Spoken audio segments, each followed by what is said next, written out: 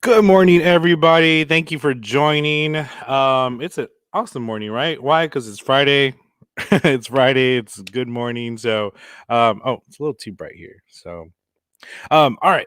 So, thank you everybody for joining, and just want to remind everybody that you can ask questions to the candidate directly in the comment section, or you can actually jump into the live stream as well.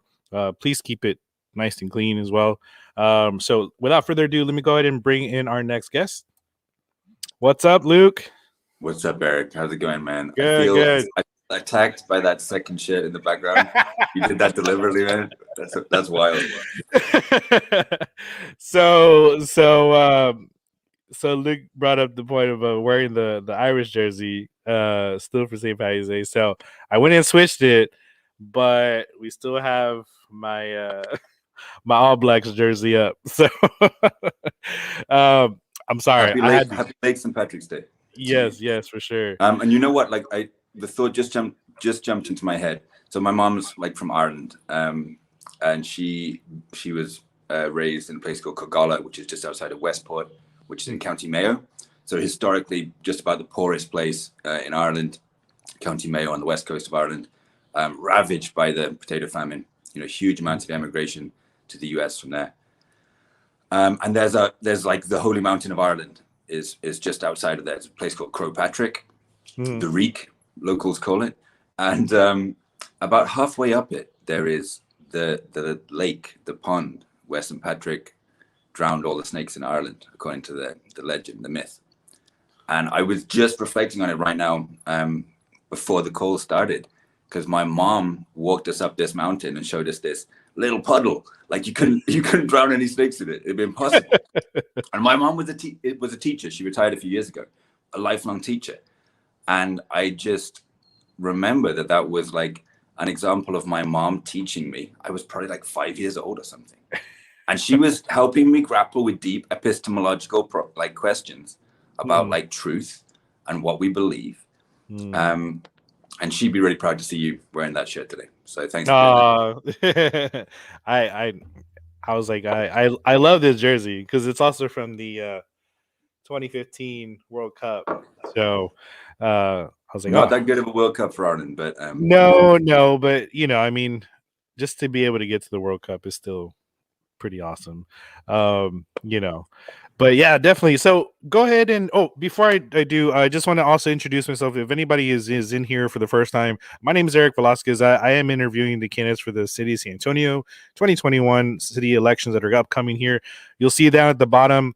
Early voting starts April 19th and ends on April 27th, and election day is May 1st. So it's really quickly approaching. So if you haven't registered already, please do so. We want to make sure we start voting in these small local elections as well, and paying attention to the school board candidates as well. So, Luke, go ahead and introduce yourself to everybody. yeah, thanks very much, Eric. So my name is Luke Amphlett. Like first of all, before I introduce myself, thank you for doing these. Um, these long form interviews with candidates, I think, are really important, and there isn't a lot of space for them. And if you've ever been on the TV news and you're used to dealing with 90-second reports that take a 30-minute interview with somebody and turn it into a 15-second soundbite, Yeah. I think the juxtaposition of this with that is really important, right? And especially the fact that we get very few candidates head to head in any debate spaces or discussion spaces. And especially outside of things like the top two candidates in a mayoral race, you get very, very little access to what candidates think. Mm-hmm. I think it's really important that elections are actually about issues and not just about the social capital or the name recognition of a person. So thank you for doing this. Yes, thank you. My name is Luke Amphlett. I teach at Burbank High School. I've been a teacher at Burbank High School for 6 years. Yeah, go Bulldogs. All my Bulldogs in the house. And as you can tell from my ridiculous Northern European accent, I'm not originally from here. I was born and raised in the UK, moved to the United States about 10 years ago. And I've been at Burbank since 2015. So came to the US, worked in schools in San Francisco originally, and then moved down here with my wife. She's from San Antonio originally. I've been working at Burbank ever since. And I'm running for the District 4 school board position in SAISD, which is the Burbank cluster feeder pattern and all the way over to New South New Braunfels on the southeast side. Mhm. Awesome. So, let's talk about the school board, right? So it's a voluntary position. Why do this, right? It's not, you're not getting paid for it. So why are you doing this? So I'm going to add one more thing to that. It's a Oh, voluntary position, right? You don't get paid for it, and I'm going to have to leave my job to do it because I work for the district. So I won't be able to keep teaching at Burbank. oh wow. This is not a part of my like political ambitions, right? This isn't a stepping stone for me on the way to another political post. I didn't see it in my future, and I'm very much a candidate who's come out of a coalition that has built a platform and that is running for systemic structural change in our district. And I actually filed basically at the last minute because I was the right person to file and run in this race. But it wasn't like some deep-seated thing that I desperately wanted to do. The reason for me running for school board is because I've been working in the classroom in this district, and I've been working with young people in this district, and I understand that we need to change something at the very top. So I organize with educators, I organize with students, with alumni a lot, with families, and we organize to make sure that the voices of students, educators, their families, the entire community is heard in our schools.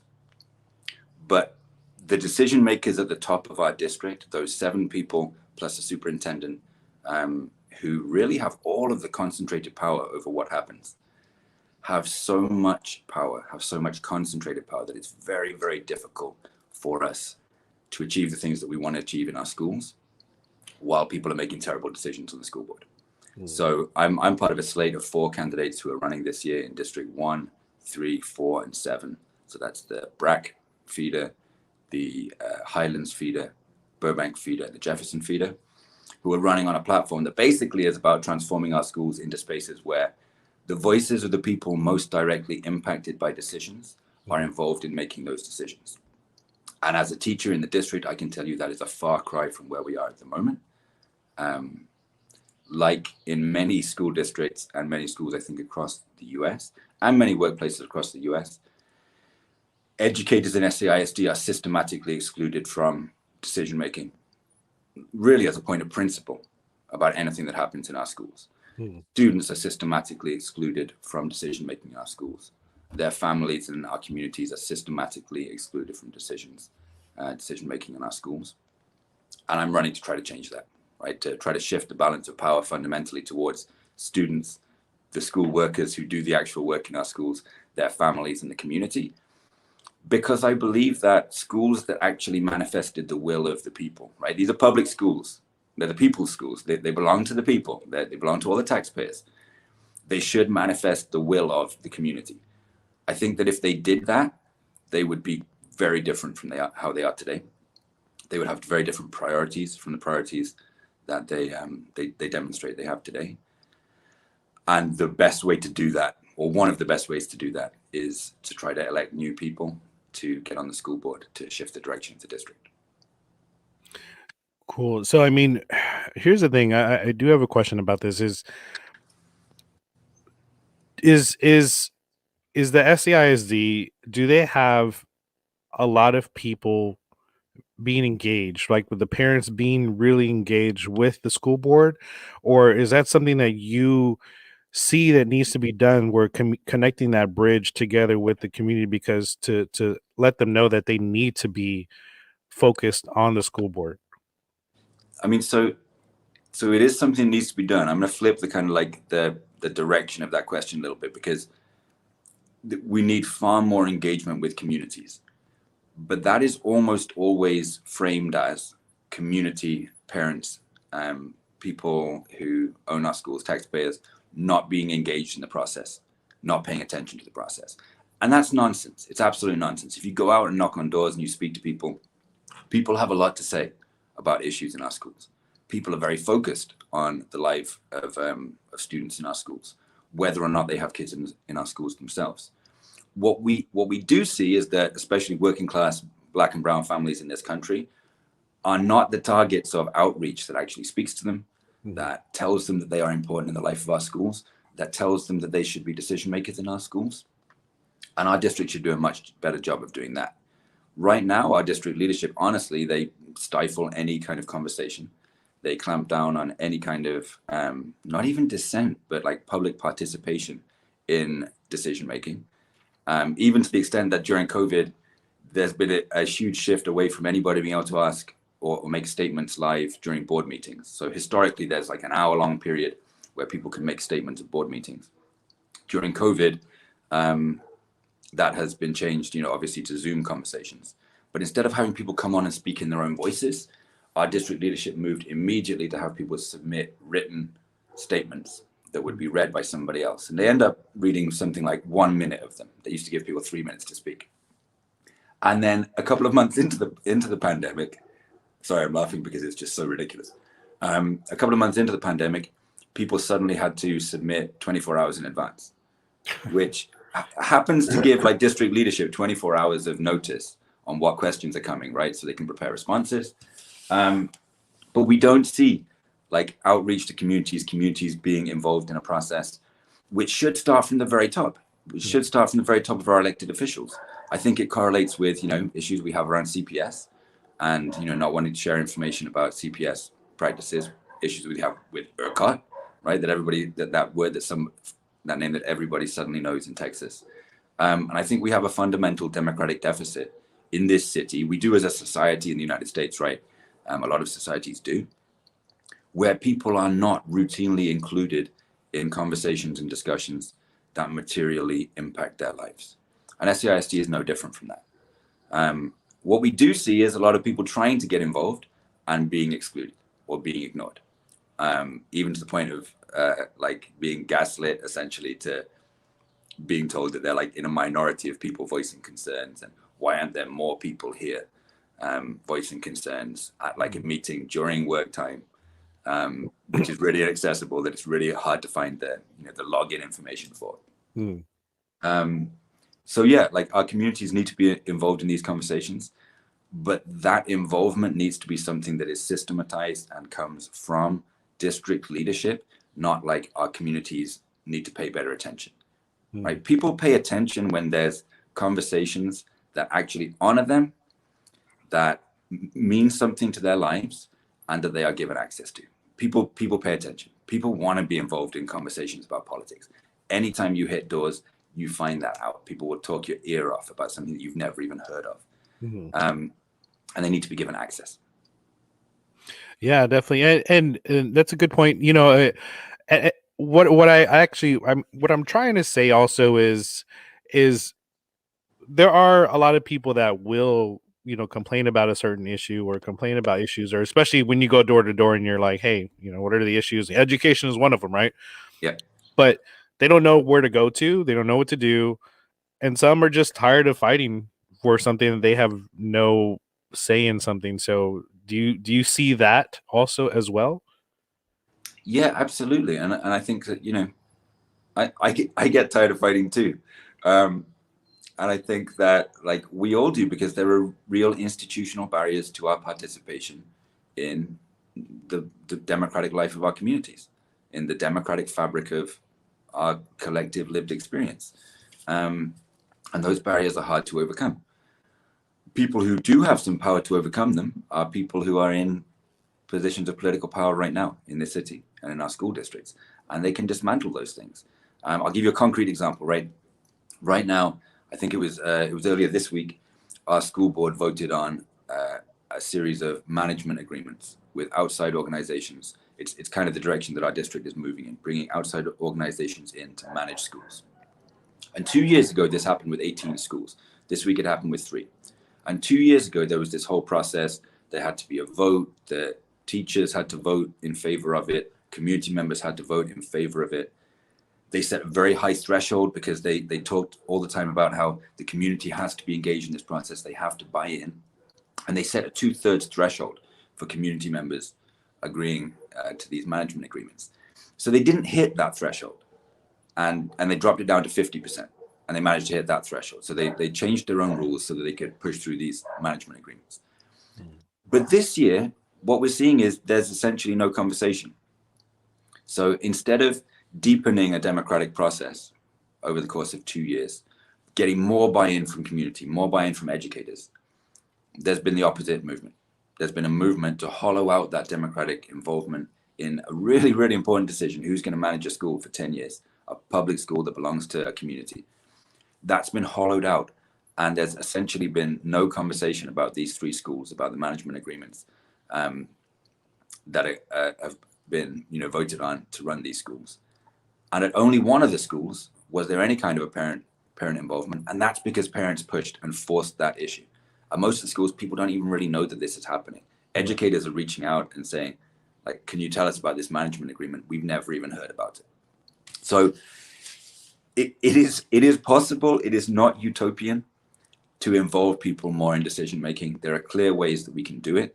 There has to be a political will towards involving people more in decisions that impact their lives. Right. And honestly, like most American workplaces, right, schools are rigid hierarchies. They're run by principals.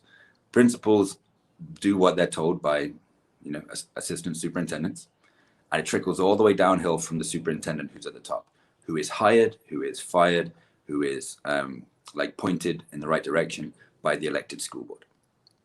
And I think we could do a lot more in every classroom with students, in every school with educators and their families, and across the entire district, to involve people more in decisions that directly impact them.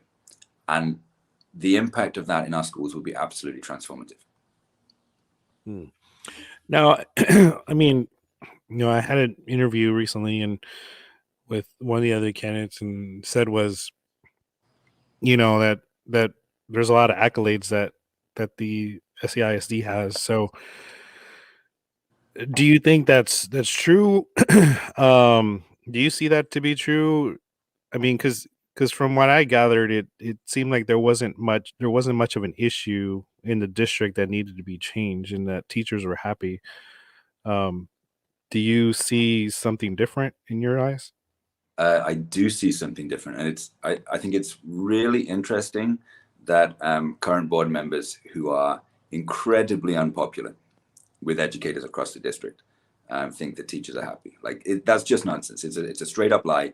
It's either somebody has absolutely no information about the reality of what's happening in our schools, or it is just a self-serving PR narrative, because you have to say that because teachers are popular.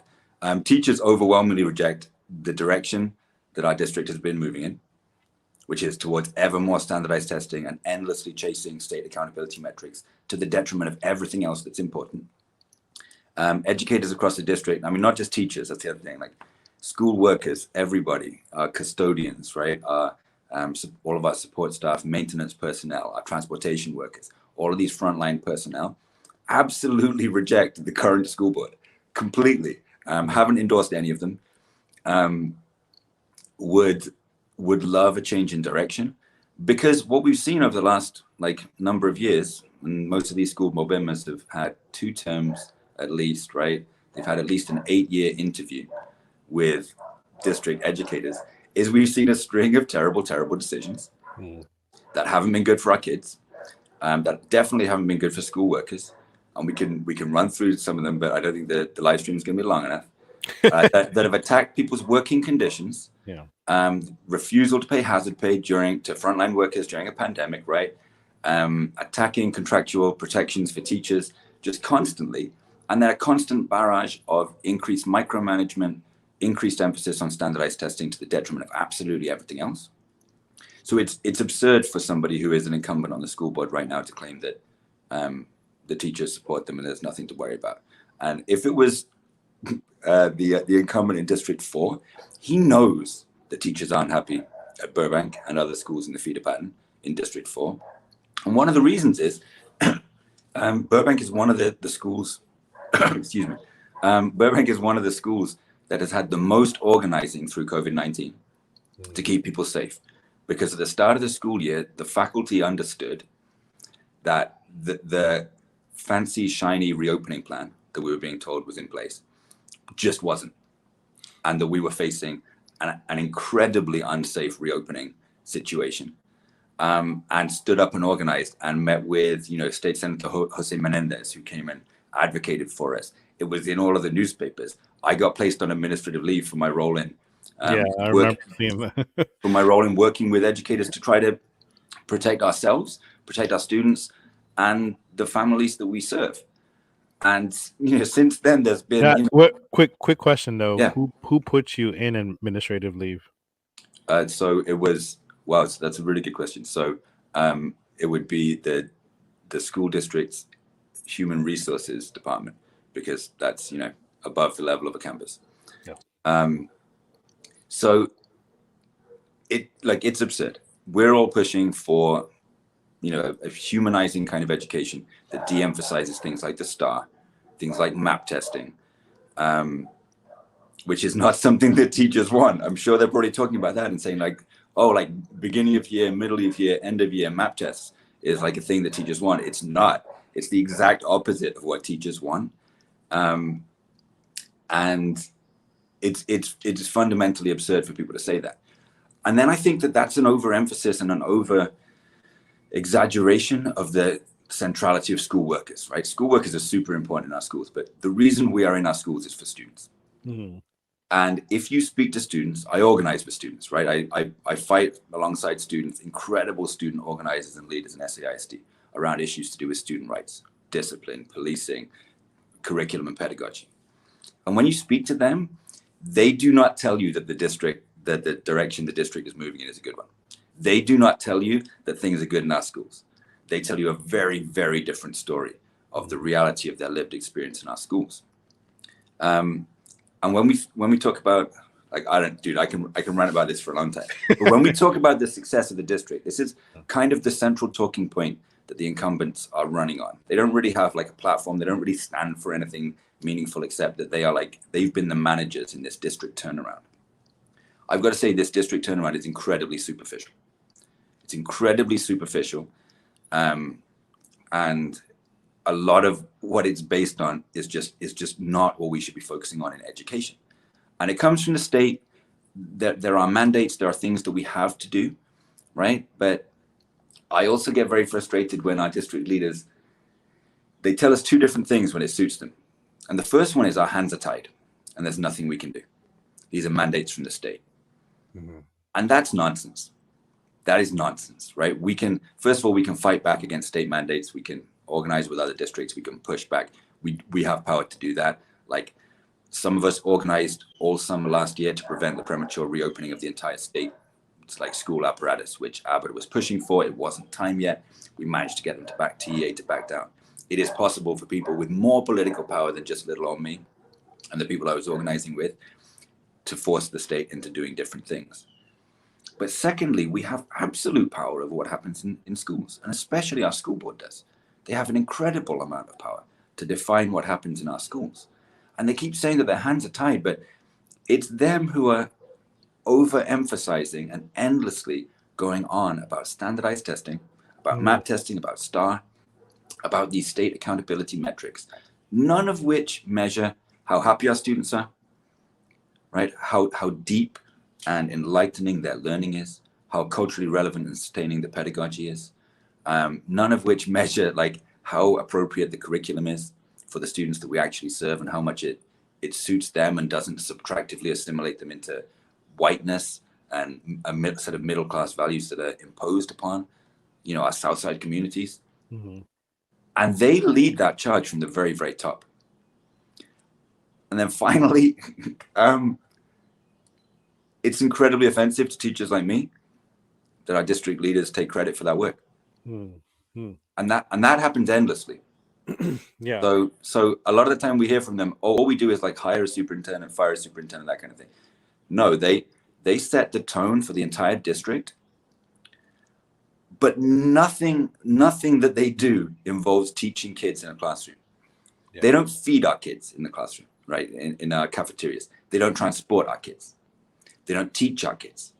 They don't prep our kids for testing, for all of these things. They don't counsel our kids. But they're willing to take the credit for all of the work that we do. So I want to pour water on the narrative that SAISD has transformed and turned around.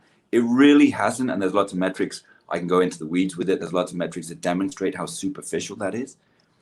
But also, like, fundamentally, give the people who actually do the work in our schools not just the educators, the students, the families, the interconnected webs of community support and mutual aid, which actually drive achievement.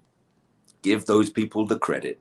Stop taking the credit and telling us that you, as the incumbents, are so important to this project because you keep making these incredible, brave decisions as a school board. We don't see it. And the message from educators across the district is, like, we do not see any of that. That self-serving narrative does not fit with our experience in the schools. And that's why educators across the district do not endorse the incumbents and endorse all of their challenges. Wow, you heard it. You heard it, everybody.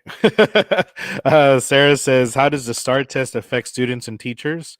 Is there something that can be done at the school board level to change that?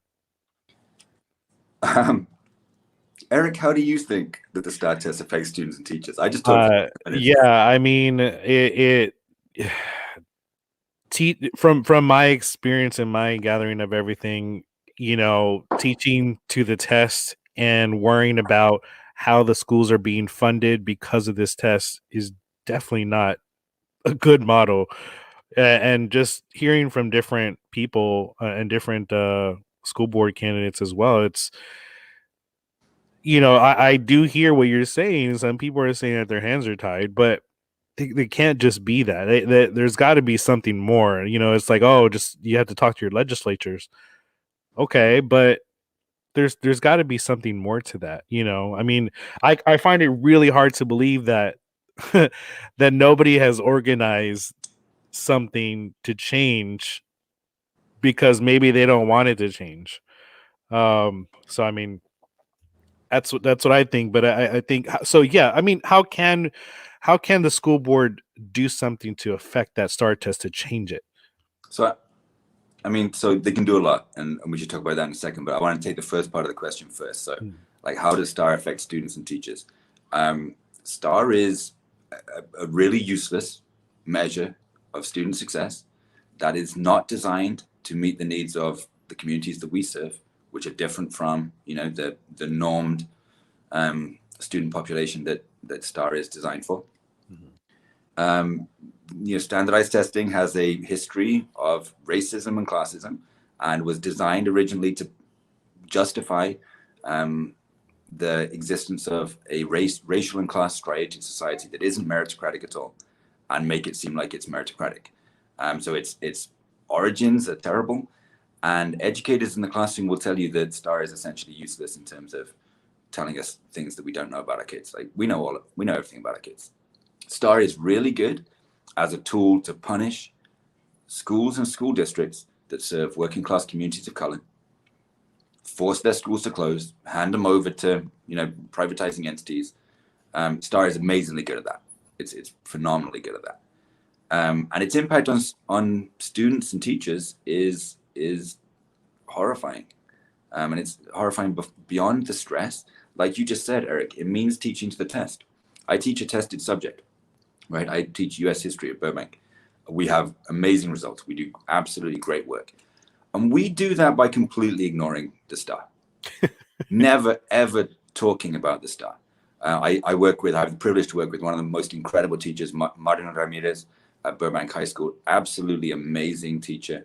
And we work together. And what we do is we teach a deep, rich, culturally relevant and sustaining US history, told through the eyes of Black and brown people, indigenous people in this country, kids from the South Side. And we ignore what the STAR is going to tell us. And at the start of the year, we tell our kids, you know what? We're not even going to talk about the STAR, because when we get there, you're just going to crush it. It's going to be so much easier than what we do in class. You're going to feel almost insulted by it, and you're going to crush it. You're going to destroy it. But the constant pressure is on us to justify how what we're doing in the classroom meets the requirements of the STAR, right? I'm never asked about the deep, rich learning that's happening in my classroom, but I'm asked constantly for my predictions about which students are going to pass the STAR, which students are going to fail the STAR, which students need that extra little nudge to pass the STAR. Not to understand US history, not to really grapple with how the past impacts the present and leads us into, a different future than the one that might otherwise exist. But how is that kid going to pass this test? Because that's all that matters for state accountability. So the pressure is always on us to foreclose everything that's important in US history. And it's always up to us to resist that and to push back. And that pressure is constant. And I know it's even more constant in other subjects, elementary English and reading. This pressure is absolutely constant. And what it leads to is a stunted conception of education, which says that not only what is in the TEKS, but what is most highly and frequently tested in the STAR test is the most important content to teach, right? And what that leads to, teaching to the test obviously means preparing students for a test, but what that leads to is choosing what is the most important content to teach your students based on whether or not it is likely to be tested on a STAR test, not on the importance to that student's understanding of the world, themselves, history, life in the United States of America. And that destroys everything that's important about education, because there is a fundamental difference between a school that prepares students to take a test and then be, maybe subordinate workers in an economy that isn't structured to support them, and a school that prepares human beings to be curious, intelligent, critical thinking, and to think about ways that their experience in school, their academic understanding of the world, can manifest itself in the way that they interact with reality with other human beings. Yeah. Those are two different projects. Right now, we're doing the former. And I love our schools. I love the people working in them. But right now, I often call our schools accountability factories or testing factories, because we have inputs and the output is test scores, college-ready designations for students, even though they keep coming back from these good colleges and telling us that they were not prepared by the education that they'd had. They keep telling us that, every single one of them. They're still college ready, so they count for state accountability metrics. And we're producing this product, which is a shiny PR narrative about transformation in our district and how our schools are turning around. And you go into my classroom and tell me that everything's got better and that our students are doing better and that learning is better, and try and do it with a straight face, because it has nothing to do with our lived reality in our schools. Absolutely nothing to do with it. And I think this question is super important. I don't want to get too into the weeds, but our incumbents are running on the idea that they've turned around the district from an F to a B district, this incredible transformation. And it's problematic in at least three ways. The first one is they didn't do it, right? Educators did it. They keep trying to take credit for that. But secondly, that F was never actually an F. So if they were saying from a D district to a B district, I'd let them have that point. But the F was actually, we would have been an F when the new state accountability metrics came in, if our schools were being measured according to those metrics, which they were not that year. And anybody who works with students in a classroom and deals with rubrics, the way you score student performance on writing an essay or something, knows that over time, students get better at scoring the points on that rubric, right? And the most important single thing that determines how well they score on the rubric is their understanding of the rubric, them knowing how they're going to be scored. So yeah, our district got an F at a moment when we didn't know the rubric, we didn't understand it, and weren't trying to hit the points on the rubric. Yeah. And what we've seen since then primarily has been a really superficial transformation, where what we have done is get better at gaming a metric for state accountability that makes our schools on paper look better without fundamentally changing anything about the lived experience of students or educators in our schools. And that is like an accounting trick. And I was one of the first cohorts of master teachers in the district, right? Proven track record of success, high standards for students. And, we got lots of access to professional development, training that, other people didn't necessarily get access to. One of the most important and central and first things that we got training on was a calculator. And this calculator is just a Google Sheets, right? It's a spreadsheet in which you input information about students, you make predictions about their test scores, and it tells you how your school's going to do at the end. And we had hours of training on this, because our role as educators in this system isn't to grapple with every single student meeting all of their needs to come out of schooling as students who can really engage with reality, make their own choices, make life decisions that are critical, that are important, that are potentially transformative for their own lives and their families and communities' lives. It is to input numbers onto a spreadsheet and then think about where we can put our energy to change what happens on that spreadsheet so our school gets a higher score. and it literally operates like that. Arbitrary predictions about who's going to pass, where administrators will always tell you that number's probably not high enough. Like, based on nothing, the number's probably got to get higher because otherwise our school won't look good enough in the accountability metrics. And then not a discussion about how am I going to meet the needs of every one of these students, meet them where they are and really, really drive their understanding of the world, drive their academic skills, make sure that they can read and write when they go to college. But instead, which students are you going to focus on so that these little boxes go from this number to this number? And it is horrifying and terrifying. That is what actually the success, this turnaround story in our district is largely based on. And I'm going to give you a Burbank example because I know you're a Bulldog, right? So Burbank has had this IB diploma program for years, right? It's one of the prides of the school. At the same time as Burbank's accountability score has got much better. Diploma achievement rates in our IB diploma, which is an internationally recognized, objective worldwide metric of great college-ready learning, have collapsed. Square those two things. Tell me how those two things can coexist. They can't coexist unless what we're actually seeing in terms of this turnaround is very superficial and is primarily based on gaming a system that isn't designed to measure how well our students are doing, how well they're really prepared for college. It is designed to determine which schools should be held up as successes, which educators should be held up as successes, and which schools should be attacked, closed, taken over by the state, given away to charter firms. And it's absolutely absurd. So the second part of the question that I've just remembered, and I'm finally going to get to, is our school board has a lot of power over this, right?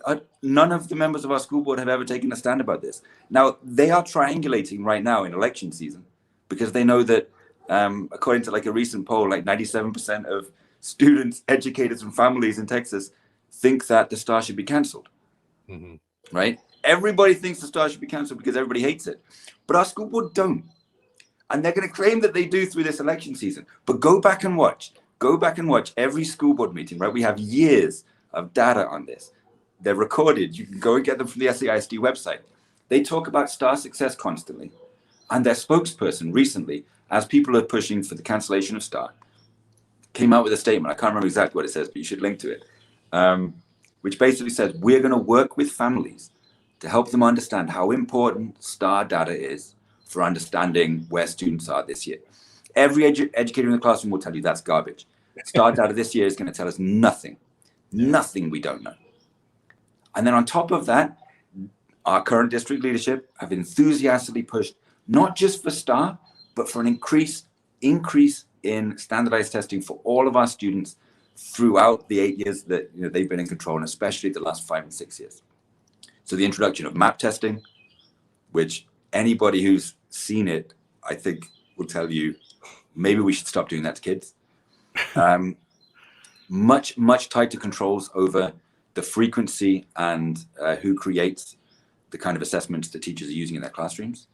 And we have absurd situations where, I've heard from teachers, they're elementary school teachers, and they tell me they are moving more slowly than the pacing that our district has set for a unit, right? It's a three-week unit.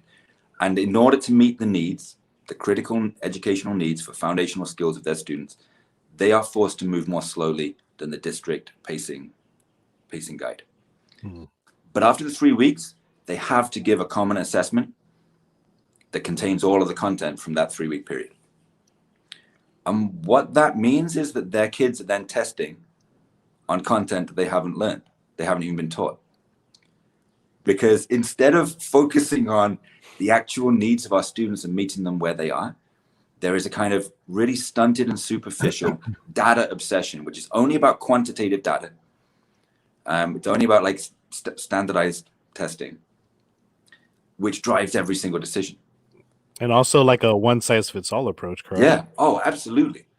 And we're always told that we have to differentiate as educators, but these frameworks do not differentiate in any way. Mm-hmm.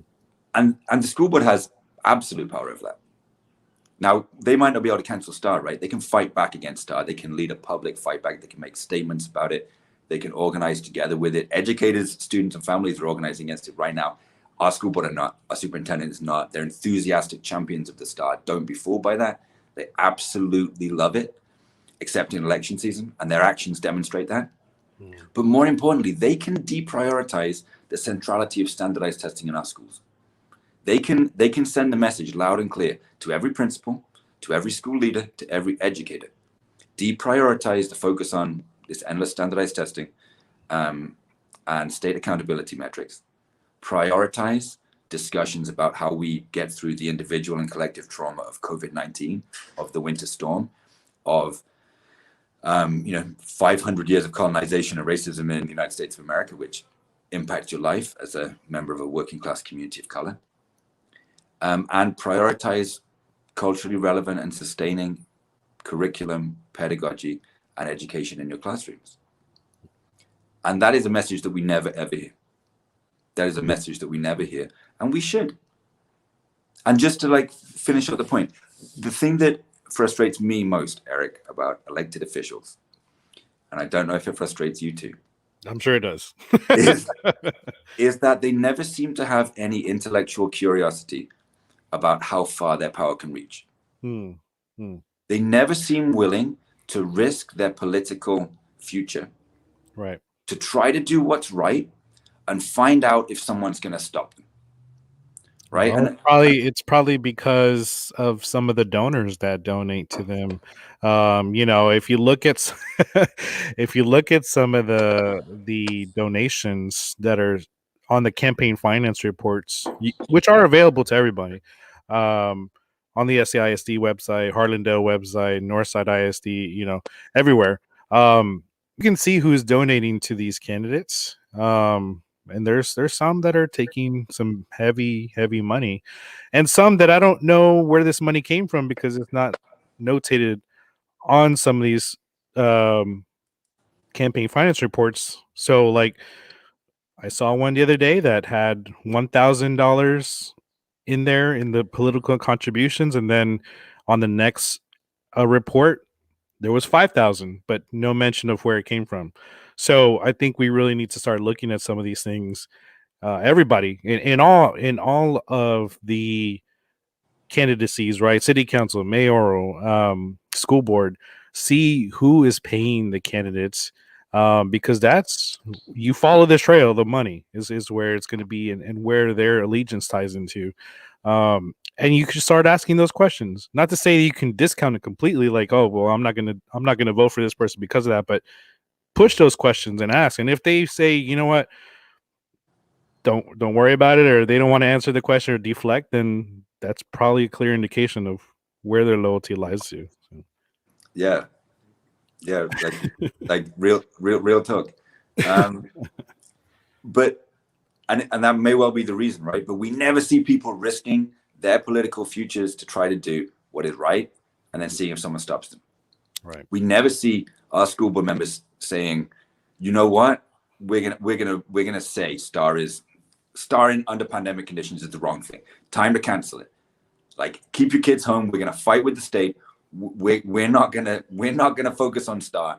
We're gonna call the state's bluff, right, and we're gonna lead, an uprising, which is supported by 97% of people, it seems, against the STAR. It would be like the most popular thing any school board could ever do, but they never do it. They just tell us their hands are tied, and their hands aren't tied when it's time to make decisions to suit them, and they never claim that their hands are tied when it's time to take credit for the work of educators in the classroom. Like, go back and watch some of the school board meetings. It is kind of stomach churning. It is really gross how much our current school board members pat themselves on the back for the hard decisions that they're making, which are always, by the way, anti-worker decisions, often anti-student decisions, definitely anti-community decisions. And they always have the power to do those things, but they never have the power to stand up to structures of domination and authority in our lives. And if I can make one commitment as someone who has absolutely no ambition to climb a political ladder, literally, I love being in the classroom with students. I'm going to step out of the classroom only to do this work because it's essential. I will fight. I will fight for what's right. I will do what our students and our communities and our educators tell us we need in our schools, because I'm not trying to center myself in a narrative about student success and transformation and take credit for it. I have no interest in doing that. I would love to serve one term and hopefully one of my like former students, or maybe, you know, a podcast host or something. Hey, whoa, Who whoa. like graduated from the school or something can take over, and we can talk Yeah. about as well what it means to, like, you know, have less legacy leadership that is around for 12 or more years, because very small numbers of people are voting in very low information elections where no one runs on any issues but just on their own political capital. Right. Like, let's really engage seriously in that conversation. And look, the fight against STAR and the fight against map testing and the endless standardized testing in our schools in SAISD would be the most popular fight that has ever been waged in the history of education. And it would be we'd be up against very powerful people in Austin, other powerful people in this city, and even at the national level. But it is time. Yeah. Right. The people are done with this. We're done with this farce of an education system that treats our kids in such a fundamentally dehumanizing way that all they really are is test scores on an accounting ledger. And we should be better than that. Yeah, and Dave, I hope that answers your question. I know you posted it earlier, but yeah, I mean, it seems like the priority in our district and our state this time is ensuring students take STAR to diagnose learning loss. Should standardized testing be a priority during this pandemic? And if not, what should be the priority for our students and community at this time? So I hope that answered, you know, your question, everything that Luke just said. Let me Oh, talk about one thing that I think that was missed on that. It's a really good question, Dave. So this concept of learning loss is just trash. It's just nonsense, right? It is absolutely absurd. And it gets trotted out every summer to argue that our students should have like less time off and they should come back. This whole learning loss idea, it comes from an educational framework that we call banking education, which is the idea that you can just put like things into kids and it builds up. It's nonsense. It doesn't have anything to do with the way that work operates or higher education operates in the world today. The idea that there's like really specific things that students have to know and then they progress and it all builds up. What students need is an enriching, enlightening, loving environment that is going to teach them really central academic skills that are highly transferable. And they need those skills to be able to go and do the work that they're going to do at college, which already is going to be such a huge difference from what they're doing in high school, that a lot of them are going to argue that they're not prepared for it. And the idea that there's like a level that students should be at right now and they're not at it is absurd at all times. In a pandemic, it should offend us all massively, right? The idea that we need to bring our kids back to do a bunch of test prep or a bunch of extra learning during their free time in order to make up the learning gaps from a pandemic misses the point that the central thing our students are learning during this pandemic is whether or not their schools give a crap about them, whether or not their teachers care about them, whether or not the society in which they live, in which many of them have been abandoned in the worst year of all of our lives, actually cares about them. And every other lesson can wait for that. Every other lesson can wait for that. And when we talk about learning loss, we talk about the fundamental dehumanization of our students. We talk about our students just as vessels that we fill up with learning, with knowledge. And knowledge doesn't work like that. Learning doesn't work like that. Skills don't work like that. We should get rid of the idea of learning loss, and we should get rid of the idea of the achievement gap, which is a racist idea, which we should reject fundamentally. We should be talking about education debt that is owed to our communities. And we should be talking about what it means in this moment of a pandemic to center really superficial metrics of academic achievement and learning over the lived experience and the trauma that has been inflicted on our students during this time.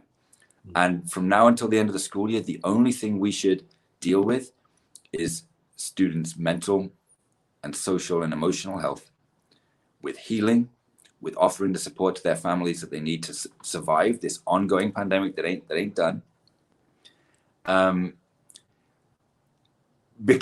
Because student failure, student lack of success in a pandemic is just an absurd concept, right? It's an absurd concept, especially when you look around and you see the systemic failures of the society in which we live to meet this moment.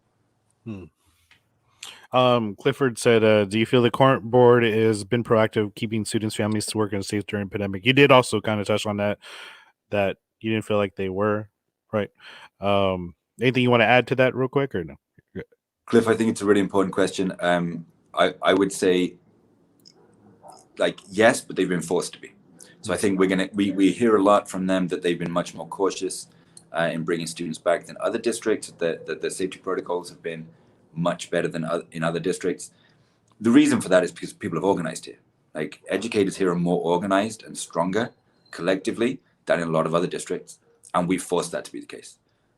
So Burbank, whenever I see people at Burbank, they keep telling me that Burbank is like the safest campus in the district, especially at the high school level, has really, really rigorous safety protocols, really low numbers of students brought back.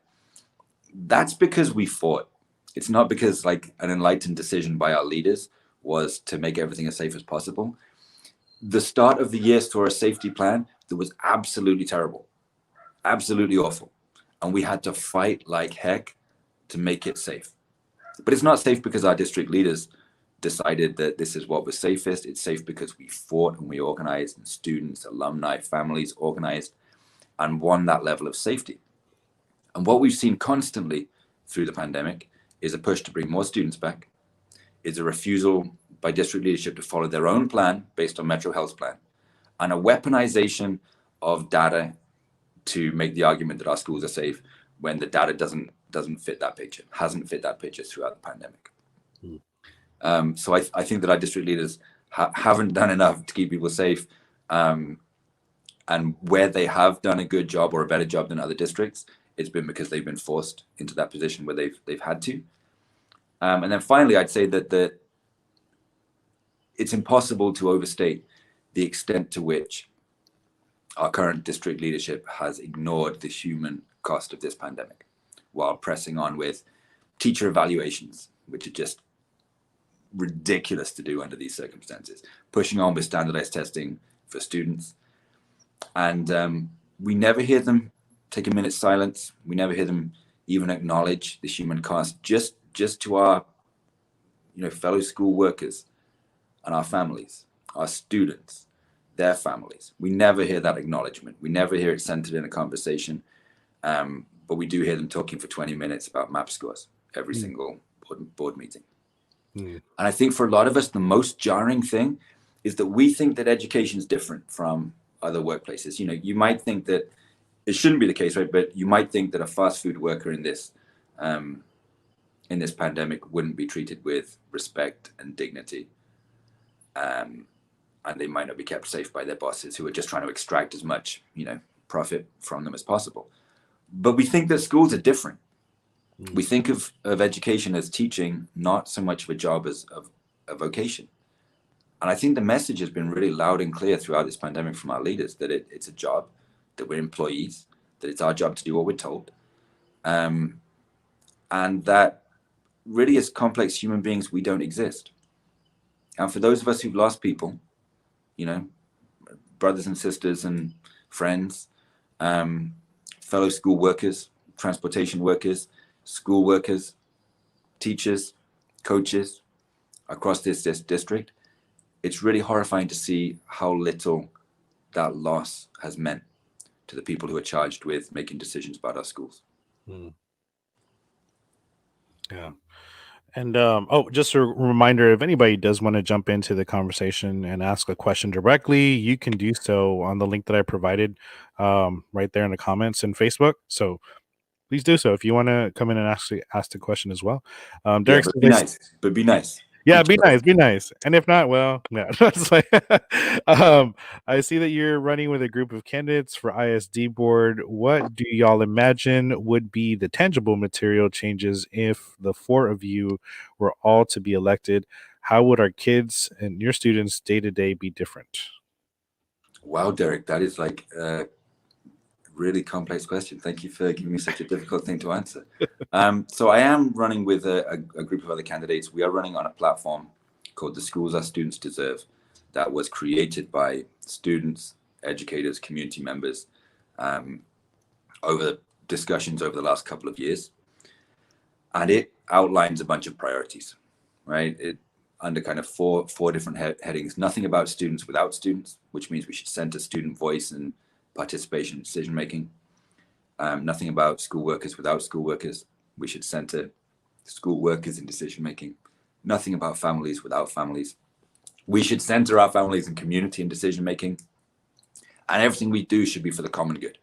It should be about the protection and the growth of our public schools as one of the most important manifestations of the common good in our society. So in terms of tangible policy things that might be different, I'm going to say that question would be premature, because the first difference would be a shift in procedural, like approach to the way we make decisions. And I shouldn't tell the community that I'm serving what the first policy things should be, right? There are things that I think and that I'm committed to, like student ownership of the Student Bill of Rights, like student rights actually fundamentally shaping changes in what happens in our schools and the lived experience of our students in our schools, like a binding consultation process for school workers that means that district leadership and school workers have to agree on major policy changes. But I think the most important thing would be immediately there would be a procedural change, which would be that the people who are sitting on the school board would no longer unilaterally, like 7 of them, I don't know if unilaterally is the right word, but no longer just by themselves make decisions anymore. Because our commitment, my commitment absolutely definitely, is to, one, extend the period of time that the public has access to the board packet, the agenda, everything that the school board is going to be voting on. From currently it's only about 2 days, like it has to be posted the Friday before a Monday meeting, to at least a week, and then engage in open dialogue about what should happen according to that agenda, with members of the community, with educators, with students, a free open space. I think we should call it like assembly. Get together with people, thrash out what we think our priorities are, and then send the person who's been elected into that space to vote according to that discussion, to vote according to those priorities determined by members of our community and our students. That's something that's never happened that our current school board have had 8 or more years to attempt to do. They do the exact opposite, shut people out of decision making. The first thing we will do is open up decision making so that everybody is participating actively in it. And I think from that, a lot of the things from our platform, ethnic studies in every school, culturally relevant pedagogy in every classroom, a much faster movement away from punitive discipline policies and practices, centering student and community voice, major changes in curriculum, and a de-emphasization of standardized testing. I think those will naturally come out of a process like that. But I wouldn't impose those policy priorities, because the whole point is to democratize the framework for decision making. I think the one tangible thing, Derek, and thank you for the question again, that I would say will come out of it is a deprioritization of standardized testing and passing the STAR and passing MAP in our schools immediately in time for the next school year. An end to this constant talk about the learning loss our students have suffered and the deficits that they bring. And instead a prioritization of a really humanizing pedagogy in our classrooms, which would be the first thing and the most important thing we would charge educators across the district with centering in their educational practice. And I think from that, a lot of other things flow, right? From that, pretty much everything else comes out. And I want to finish that answer by saying, I'm not an amazingly good technical teacher, right? I don't have lots of bells and whistles. I'm not like, a rock star and I can teach you how to do all of this stuff. But what I do is teach my kids from day one that the central lesson of US history and of our present is that we have to love and support each other. And I hammer them with that message. absolutely hammer them until the last day of class.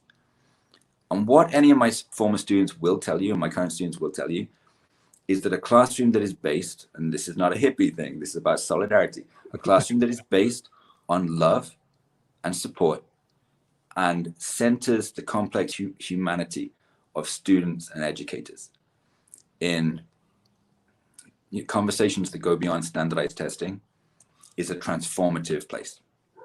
It is a place that transforms people's understanding of themselves and the world and equips them with a set of skills that they will need in life that no standardized test or standardized test oriented teaching practice will ever do. And that's what I want to ask our district to do. I want our district to tell our kids that we have to love and support each other, and then show materially that it loves and wants to support them. And I think that's a hugely tangible and concrete change in what happens. Gotcha. All right. And I'm going to ask you the same question to be fair. It is and fair because of the other interview that we had as well. What promises can you guarantee the public to make sure that our school district is safe from any type of sexual engagement, and then to make sure that we're not putting people back into a school environment that shouldn't be there in the first place? Yeah.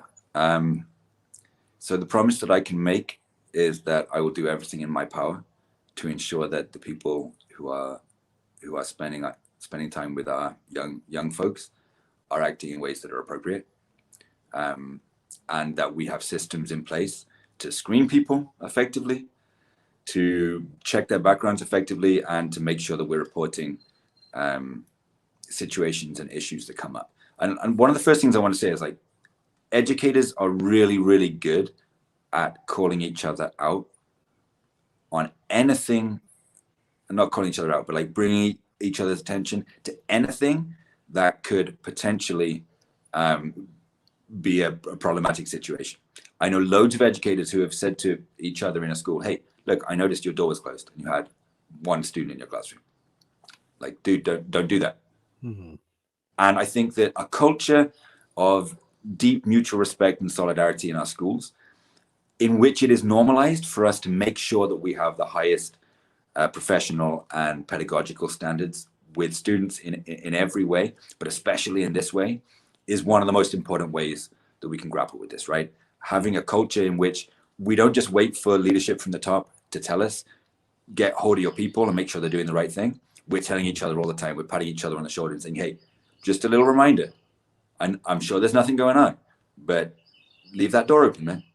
Yeah. Is a really powerful and tangible thing. I think that there are structural and systemic things that Texas has failed to do, that our school district has failed to do historically. The most concrete thing that I would do is one of my first calls will be to David Thompson at UTSA. So he's a education law professor, incredible professor. If you ever get a chance to take his class on education law, I took it as a postgraduate class. Incredible, absolutely incredible class. But he created with Catherine Robert, I think it's UTSA as well, but I can't remember if that's true, a database which had never existed in Texas before of the last 20 years of educator misconduct, especially sexual misconduct charges. And this hadn't existed, right? This detailed and complex database had never existed before. So I think most importantly, we need to engage with people who are actually doing research on this topic, bring them in as experts and say, how can we screen more effectively? Right? One of the findings was that I think it's 36% of educators who engage in these relationships, it's their first year of working in the district where they're being investigated or disciplined. And that doesn't mean they're necessarily a new educator. Potentially they are, like some of the situations I've heard about, they have moved to a district already having a history of this. But for some reason in Texas, this structured database doesn't exist where we're really tracking this problem.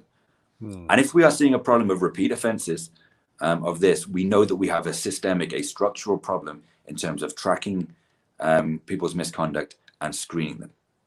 And just to be clear, everybody who's working with students should be screened carefully, and nobody who is working with students should be engaging in any kind of misconduct, especially sexual misconduct with minors. We should be, it's about the one thing that we should have like a zero tolerance policy around, right? Zero tolerance doesn't work for a lot of other things, but we need to be extremely hard on this issue because the duty of care is so strong. The power dynamics are so strong. These are always abusive relationships. They must be because of the warped power dynamics of them. Yeah. But we also see, for example, that about 50% of people who face charges like this receive stipend payments of like $500 or more. And those stipend payments, not always, but usually correspond with extracurricular activities. So it could be coaching, it could be other kinds of coaching, other kind of extracurricular activities. So what we need to do is make really robust policies and procedures that govern what people are doing outside of school time with students, right? Things like, obvious things is like, we don't give students rides home, but that also really govern the way that we keep students safe outside of school time, multiple adults being present whenever there are students being present. That there are a lot of things to do. I think that they're structural. I think that there has been new legislation over the last few years that really, over the past 3 years especially, that also addresses this issue, which we should follow to the letter of the law. But then finally, I also want to say we need to transform the way that we engage with students around issues like this.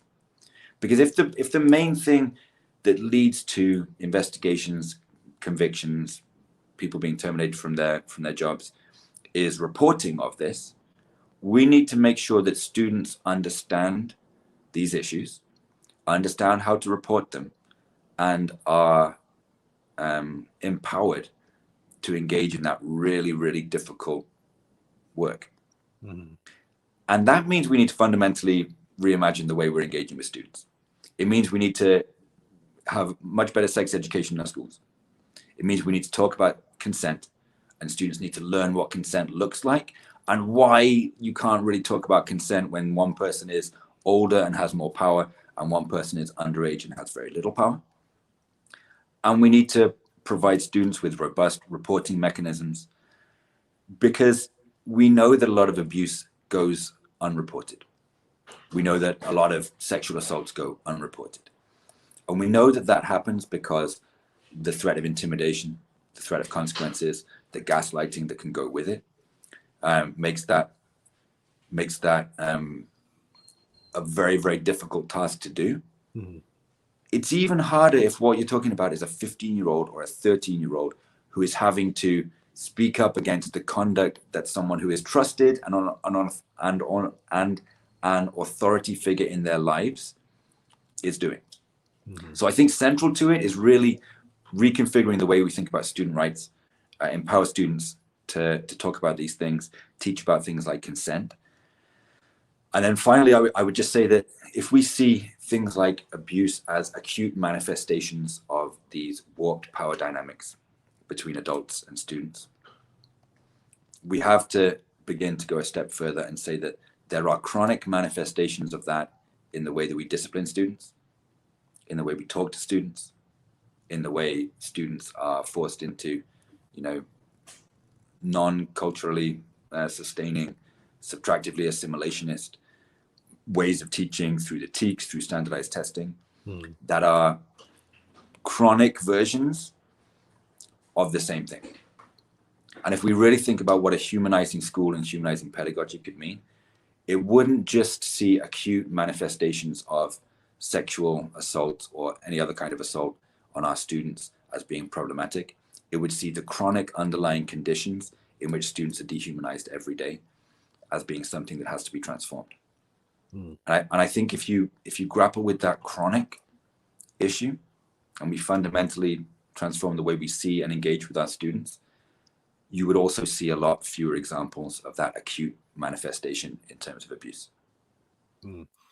Definitely. And Aaron says, will you encourage trauma-informed education and healing processes once all students return to schools to address trauma inflicted during the pandemic, and how? Yes, Aaron, I will. Thank you for the question.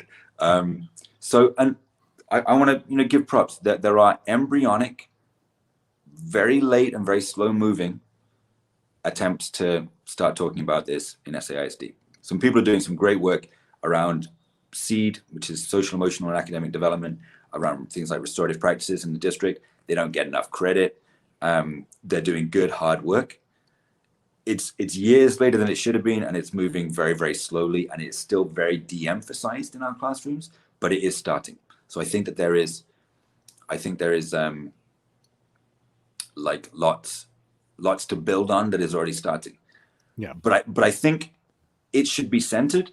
It should be centered not as like, here's a thing that you can add onto your lesson maybe, but this is the fabric of your lesson, and nothing in terms of academic growth is possible until we deal with these things. That can come from the school board. That can be a change that happens like that. And on the first day of school, everybody's doing it.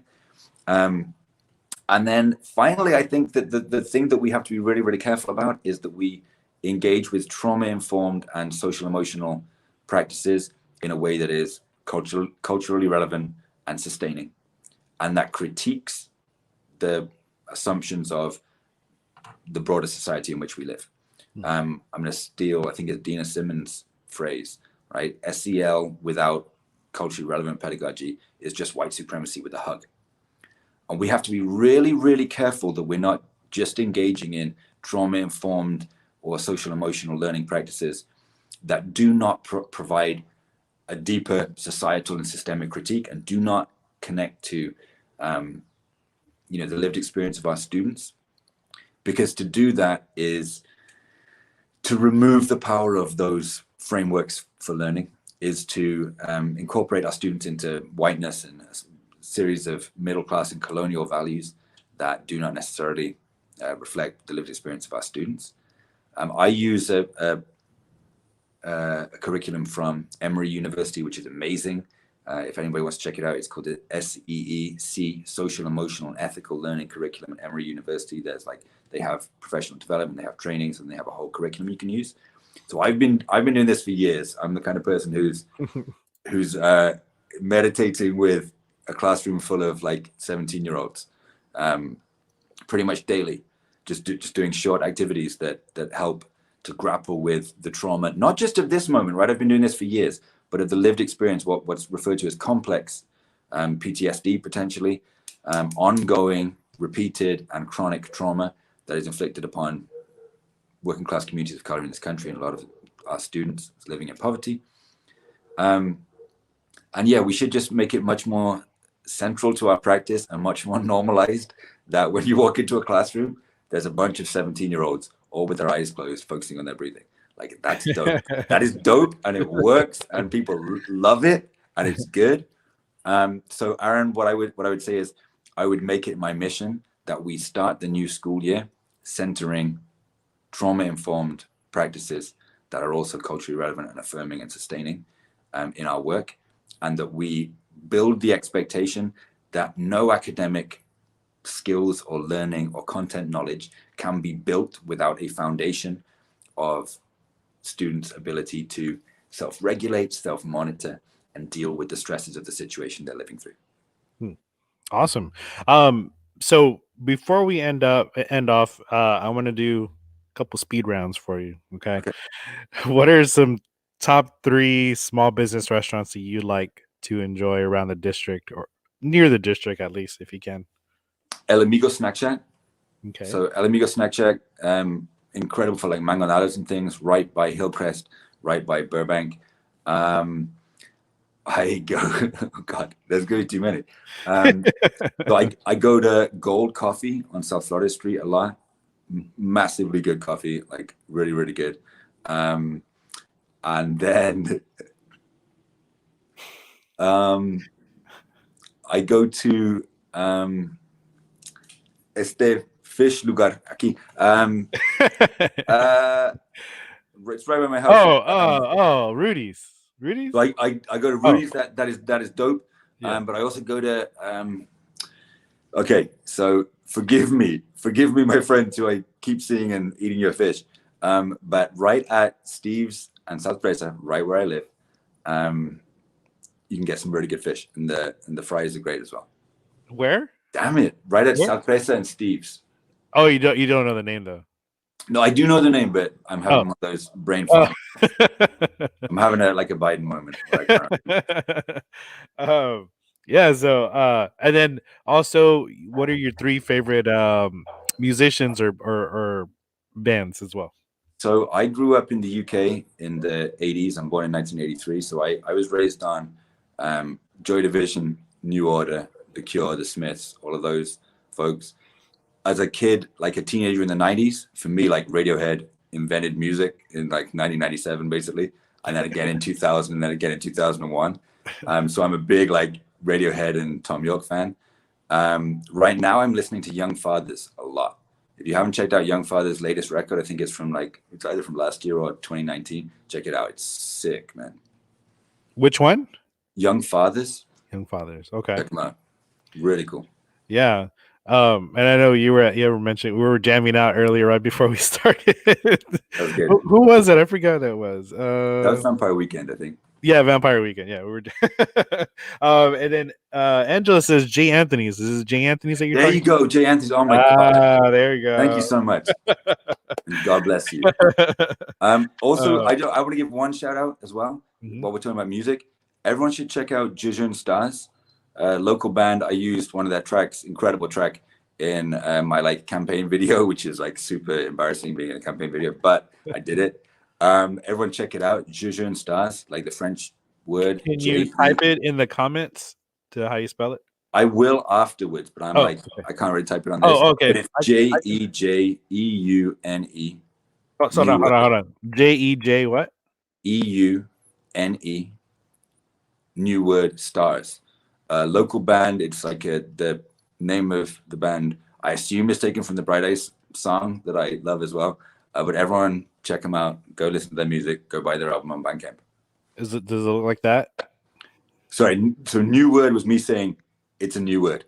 So Jejun Stars is the name of the band. All right. And like make sure you support local artists, right? People are hurting right now. No one's getting paid for gigs and things. So go listen to their music, throw them a few bucks. Yeah, definitely. And how can people donate to you or volunteer for you? How can people get a hold of you? So I can drop a volunteer link in the chat. And the most important thing that people can do is volunteer, right? This is like a campaign that is powered by people hitting doors and having conversations with people. I will drop a volunteer link as soon as I have one. I was a very last minute file and I didn't have one ready. So it's still coming. So right now you could give me cash and I'm taking literally like paper receipts of cash that I'm getting. But you're going to have to wait probably a few more days until I can share that because it's like an ActBlue link that takes a while to set up. Okay. And how can people get a hold of you? So you can get a hold of me through my email address, which is Amphlett for SAISD at gmail.com.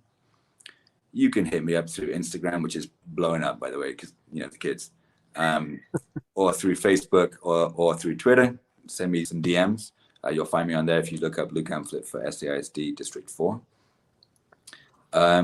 Or, you know, just come and volunteer and then we can chat on the doors. It'll be great. We can hit some doors together, walk around the South Side together, and have some deep conversations with community members about what they want their schools to do. Mm-hmm. Awesome. Any last words that you want to say before we stop? Well, we'll finish. Last word, like it just comes down to this. People who are directly impacted by decisions should be involved in making them. They should be at the center of making decisions. That's what democracy means. It doesn't just mean you elect some leaders and then they do what they want for a few years. It means that we have a process that we engage in our daily lives in which we engage in decision making together. That's what I want in our schools. And it's as simple as that. That's the vision. Awesome. All right. Well, Luke, thank you. I appreciate for you coming on and having this conversation, and some of the tough conversation as well, because I mean it's definitely needed. But thank you everybody for joining and watching and being engaged and asking questions. If you, the viewers, would also like to donate to this live stream as well, you can do so. My Cash App is down below. You know, I am doing this out of my own time and everything. So I'm not affiliated with anybody. It's just me. So so yeah, And so just, if you would like to contribute as well, please do so.